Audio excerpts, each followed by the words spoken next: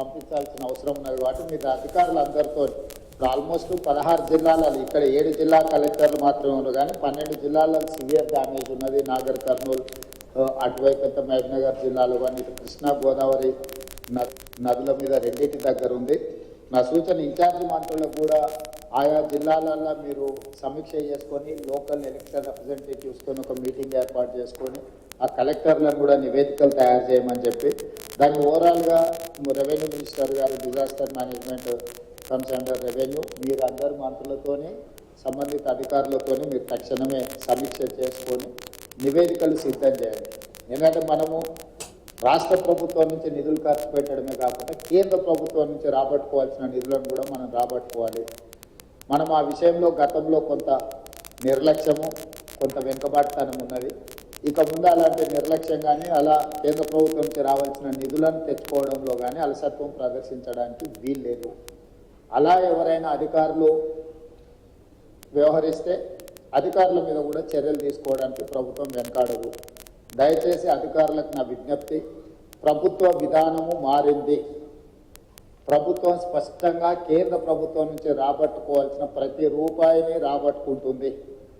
మన దగ్గర నిధులు ఉన్నాయి, మనము ధనిక రాష్ట్రం అని చెప్పి కేంద్రం నుంచి తెచ్చుకోవాల్సిన నిధులను తెచ్చుకోకుండా ఈ రాష్ట్ర ప్రభుత్వం వదలదు. కాబట్టి ఎంత డ్యామేజ్ అయితే అంత కంప్లీట్గా అసెస్ చేయాలి. బ్రిడ్జ్లు అక్కడక్కడ లోకాజ్ వేలు ఇప్పుడు చూస్తే 100 ఫీట్ రోడ్లే కొట్టుకొని పోయినాయి. సో మీరు టెంపరీ రిలీఫ్ల కోసమే లేకపోతే టెంపరీ రిస్టరేషన్ కోసం మీరు అసెస్మెంట్ చేయకండి. మీరు పర్మనెంట్ సొల్యూషన్ కూడా ఇందులో మీరు నివేదికలు సిద్ధం చేయండి. ఎంతైతే అంత తీసుకొచ్చుకొని మిగతాది ఏదైనా ఉంటే ప్లస్ ఇప్పుడు మనకు ప్రధానంగా వరంగల్లో చూసిందంతా మీరు ఏవైతే నాలాలు ఏవైతే చెరువులు పాతకాలంలో కాలువలు ఇప్పుడు నాలాలు అంటున్నామో వాటిని సరైన విధంగా లేకపోవడం వల్ల ఎక్కువ వర్షం వచ్చి ఇదంతా డ్యామేజ్ జరిగింది. వాటిని ఒక అసెస్మెంట్లోకి రండి.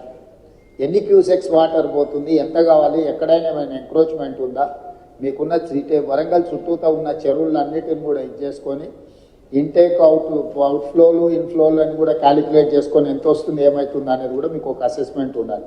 అసెస్మెంట్ ఉండాలంటే ఇరిగేషన్ డిపార్ట్మెంట్ని కూడా మీరు ఖచ్చితంగా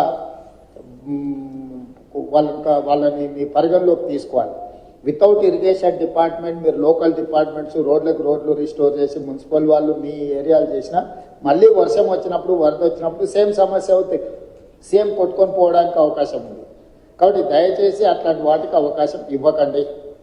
ఖచ్చితంగా అధికారులు కోఆర్డినేషన్ ఉండాల్సిందే.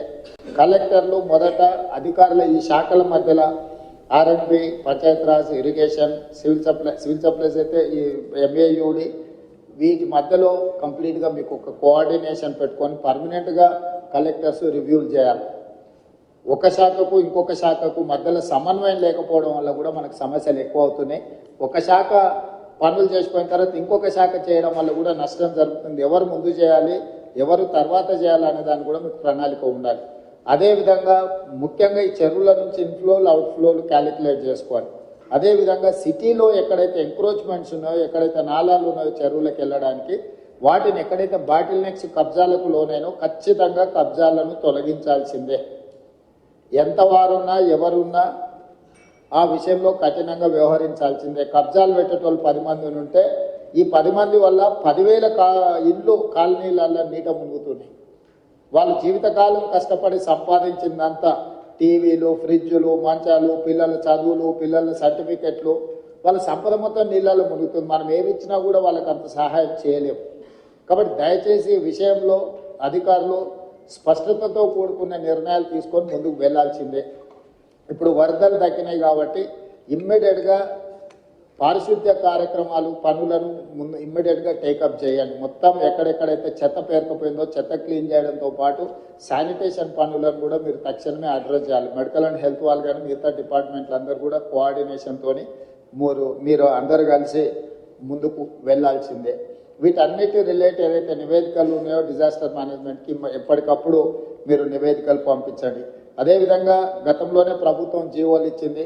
మనుషులు చచ్చిపోతే ఎవరు చచ్చిపోయినా 5 లక్షల రూపాయల నష్టపరిహారం ఇవ్వడానికి ప్రభుత్వం నిర్ణయం తీసుకున్నది. ఎక్కడెక్కడైతే హ్యూమన్ లాస్ ఉందో వాటన్నిటిని కూడా రికార్డ్ చేసి పోలీస్ అధికారులకు కూడా కమిషనర్స్ అండ్ పోలీస్ డిపార్ట్మెంట్ కూడా ఇన్స్ట్రక్షన్స్ ఇస్తున్నా అట్లా పోయిన వాళ్ళందరినీ ఇమ్మీడియట్గా ఎఫ్ఐఆర్ చేయండి.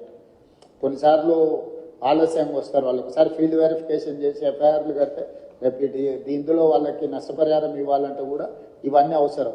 మీరు ప్రొసీజరల్ ల్యాప్సెస్ కూడా లేకుండా పోలీస్ అధికారులు కూడా వాళ్ళు ఎవరెవరు ఈ వరదలలో చనిపోయినరో తక్షణమే వాళ్ళ వివరాలను సేకరించి వెంబడే ఎఫ్ఐఆర్ కట్టి దానికి సంబంధించిన నివేదికలు ఇవ్వండి.